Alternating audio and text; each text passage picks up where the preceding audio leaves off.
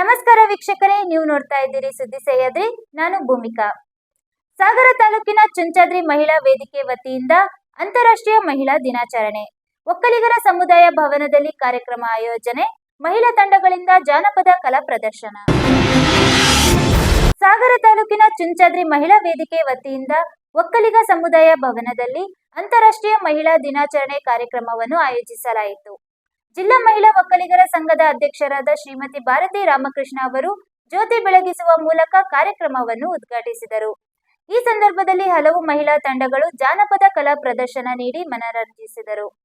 ಹಿರಿಯ ಕಲಾವಿದರಾದ ಗಂಗಮ್ಮ ಬಸವರಾಜ್, ಕನ್ನಮ್ಮ ನಾರಾಯಣಗೌಡ ಮತ್ತು ಗೌರಮ್ಮ ಲಾವಪ್ಪ ಅವರನ್ನು ಸನ್ಮಾನಿಸಲಾಯಿತು.